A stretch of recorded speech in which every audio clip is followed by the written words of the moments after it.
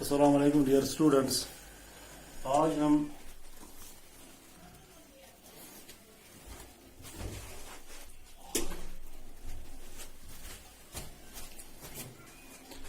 Democratic politics کا chapter number 4 پڑھنے جا رہے ہیں. چیپٹر نمبر 4 پارٹ 1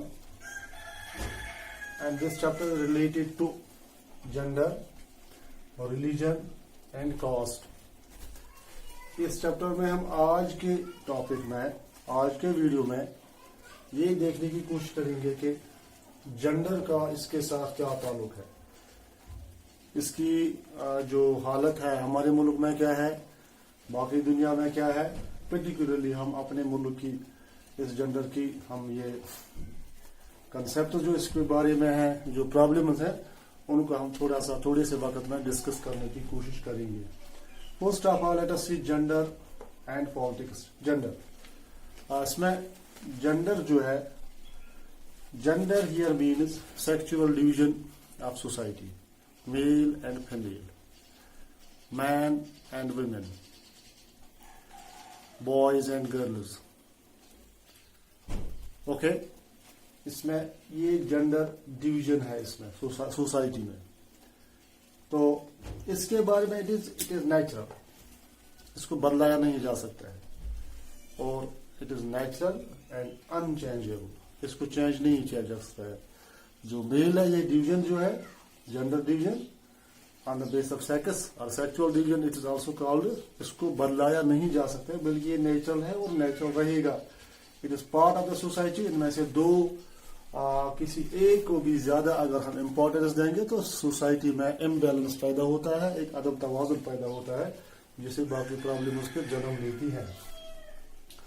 تو ہمارا اس کے بارے میں ایٹیچیوڈ کیا ہے, ہماری جو ترجیحات ہیں سوسائٹی میں, انڈین سوسائٹی پرٹیکولرلی اگر ہم دیکھیں گے انڈین سوسائٹی کیا رویہ رہا ہے اس بارے میں.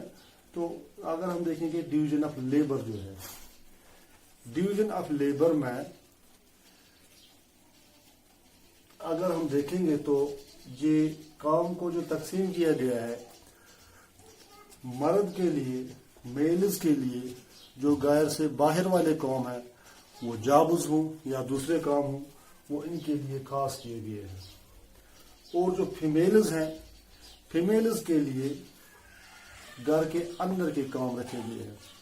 اس میں کوکنگ, کھانا پکانا, کپڑے دھونا, گھر میں پانی وغیرہ کا انتظام کرنا, اور گاؤں دیہات میں ہم دیکھیں گے کہ گھر کے لیے لکڑیاں جمع کرنا, اور بچوں کی دیکھ بھال کرنا. یہ ان کے ساتھ مطلب رکھا گیا ہے کہ ان کا کام یہ ہے, اس سے باہر وہ نہیں جا سکتی ہے.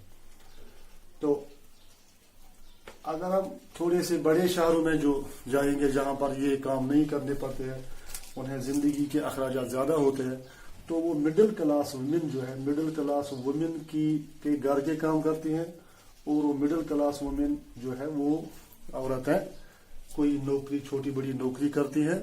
تو گھر میں کام کرنے کے لیے ان کے پاس وقت نہیں ہوتا ہے, اس لیے وہ ان غریب عورتوں کو گھر میں کام کراتے ہیں.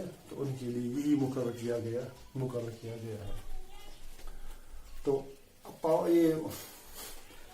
اب ایک ہے پبلکلی, یعنی سوسائٹی نے بھی یہ دو ڈویژن اس میں کیے ہیں. ڈویژن آف لیبر جو ہے یہ سوسائٹی نے بھی رکھے ہیں, ہر ایک بھی یہی سوچتا ہے, اور دوسرے لوگ بھی ہیں. ایک تو ہم اپنے گھر کے مطابق بھی یہی آئیڈیا ہے, اور گھر سے باہر جتنے بھی سوسائٹی میں ہم آتے ہیں تو یہی دو یہ ڈویژن رکھے ہیں کہ مردوں کے لیے گھر کے کام نہیں, گھر سے باہر کام کرنا, چاہے وہ ملازمت ہو, نوکری ہو, اور گھر سے باہر گھر کے اندر کے کام جو ہے وہ عورتوں کے لیے یہ ہے.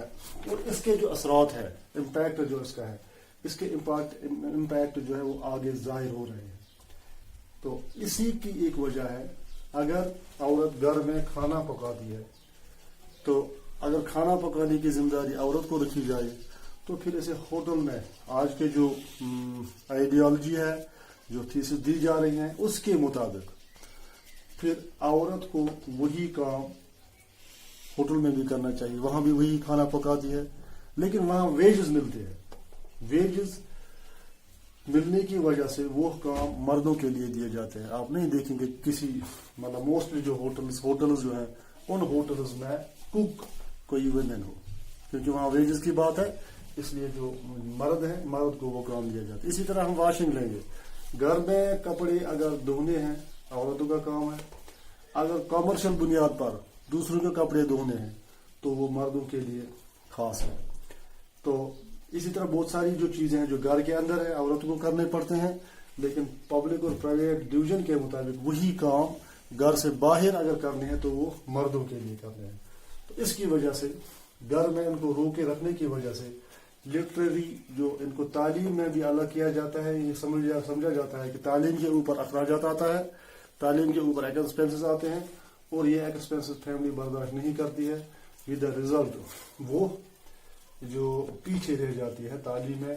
تو اس کا عملی طور جو ہے لٹریری جو سینسس کی جاتی ہے, as per literary census women جو ہے لٹریری ریٹ جو ان کی ہے وہ 65%, 65.46%.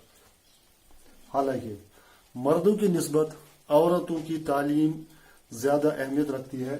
اگر ہم ایک مرد کو پڑھائیں تو ایک فرد ہی پڑھتا ہے, ایک انڈیویجول پڑھتا ہے, لیکن اگر ایک عورت نے تعلیم پڑھی ہے, تعلیم یافتہ ہے, تو وہ ایک گھر, ایک فیملی اور ایک سوسائٹی کو ایک تعلیم یافتہ ہو سکتی ہے. سوسائٹی کو تعلیم یافتہ بنانے کے لیے عورتوں کی تعلیم لازمی ہے. اس کے ساتھ جو دوسری چیزیں ایسوسیٹ ہیں ان کو اگنور نہیں کیا جا سکتا, لیکن یہ تعلیم ان کے لیے ضروری ہے. اسی 65 کے ادر دین میل جو ہے ریپرزنٹیشن جو اس میں لٹریری ریشو ہے دیٹ از 82.14. تو یہ لٹریری ریشو ہے. اب دوسری چیزیں جو ہیں وہ اس کو ظاہر کرتے ہیں کہ لوگ لڑکوں کی نسبت لڑکیوں کو کم پسند کرتے ہیں.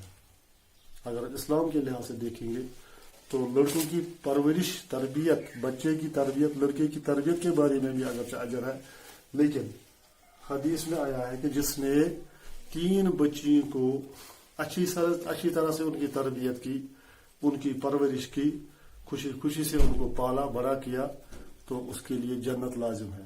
پھر دوسری حدیث میں ہے کہ دوسرا اگر 2 ہی بچوں کی پرورش کی اسے بھی جنت ملے گی.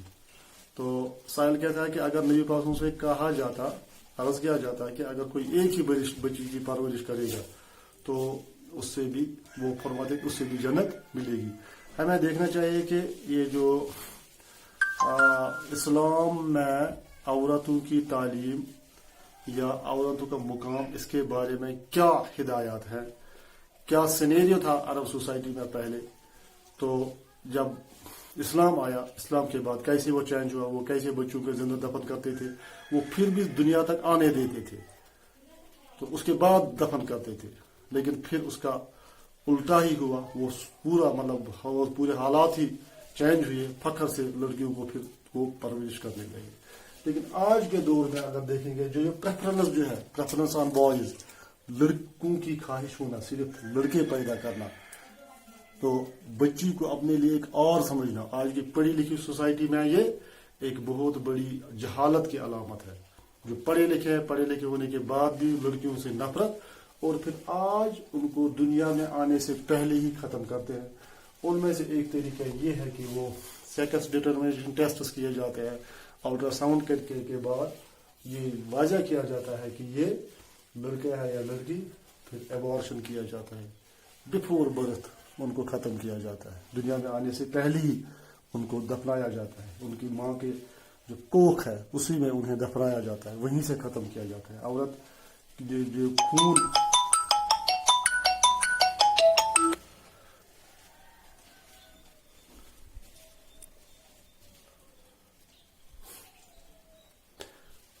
جو خون اپنا اس پہ خرچ کرتی ہے وہ بھی ضائع ہو جاتا ہے. اس کے جو ریزلٹس ہیں وہ یہ ہے کہ 1000 میلز کے نسبت ہماری کنٹری میں 850 میلز ہی ہیں. تو اب جو بڑی ہو جاتے ہیں پھر وہ ڈومیسٹک وائلنس کے شکار ہوتے ہیں, چاہے وہ ڈوری ہو, دوسری چیزیں ہیں, کبھی سیٹسفائی نہیں رہتی ہے فیملی ان سے, سوسائٹی سیٹسفائی نہیں رہتی ہے. تو اس को कूप अप करने के लिए अब पॉलिटिकल पार्टीज की जरूरत होती है। पॉलिटिकल पार्टीज आपको, क्योंकि इसको कंट्री को कंट्रोल करती है, कोई भी पॉलिटिकल पार्टी हो उनकी ये गवर्नमेंट बनती है, तो वुमेन स्पेशल जो रिप्रेजेंटेशन है उनकी बात होने लगी आफ्टर इंडिपेंडेंस। लेकिन अप टू 2014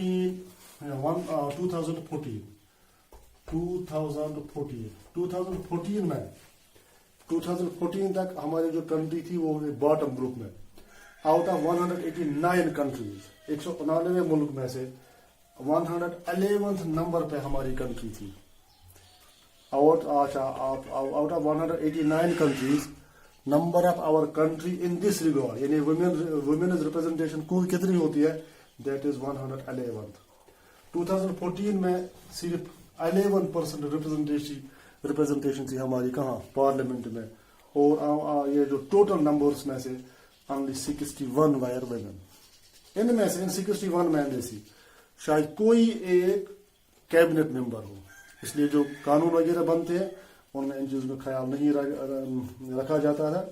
अब डाउन लेवल पर इस सिलसिले में कोई चेंजेस लाई गई हैं डाउन लेवल पर, वो है कि रिजर्वेशन इन पंचायत, वो जो इन्होंने लोकल गवर्नमेंट्स बनाई है, लोकल गवर्नमेंट से ज्यादा उनको खतरा नहीं है, तो हायर आपस में जो है वहां पर अभी कोई खास काम नहीं हुआ है, इसमें भी बहुत सारा काम करने की जरूरत है।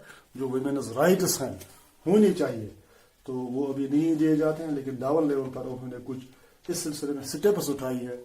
अब पर्टिकुलरली जो रिजर्वेशन है इन पंचायत, एक पंचायत में बहुत सारे वार्ड जो है उनके लिए सिर्फ पर्टिकुलरली फीमेल ये जो मेंबर है वही होनी चाहिए। इसी तरह कुछ पंचायत है उनके लिए सिर्फ फीमेल ही मेंबर होनी चाहिए, यानी एक लेडी ही सरपंच बन सकती है, एक लेडी ही वार्ड मेंबर बन सकती है, वहां पर मेल का वार्ड मेंबर बनना मतलब इलीगल है, वो नहीं हो सकता है क्योंकि उसका फॉर्म ही नहीं लिया जा सकता है। इसी तरह कुछ जो है ब्लॉक्स जो है, जो बहुत सारी पंचायत का फिर एक ब्लॉक बनता है, उन ब्लॉक्स में सिर्फ लेडी जो है वही उसका बीडीसी जो है बीडीसी मेंबर बनती है। तो इस सिलसिले में बहुत सारी अभी ये जो स्टेप्स और भी लेने हैं। डाउन लेवल पर अगर इतना हुआ है, लेकिन आगे भी बहुत कुछ करना है। इसके साथ साथ जो इसके नताइज भी हो सकते हैं फिर, क्योंकि ये यहाँ से कुछ डिविएशन भी हो जाती है, कुछ ज्यादा आगे बढ़ जाते हैं, इससे ख्वाहिशात भी बढ़ जाती है, इससे दूसरी परेशानियां भी बढ़ जाती है, क्योंकि उसको फिर कंट्रोल करना ये ऐसा एक तरीका है जिसको बाद में कंट्रोल करने में ये जो है मुश्किलात आ सकते हैं। ये जो मतलब ये मिक्सड सोसाइटी है, इसमें एक औरतों और मर्दों का एक साथ मिलजुल कर चलना रहना, बाकी काम करना, तो हम आज देखते हैं कि क्राइम रेट जो है, क्राइम रेट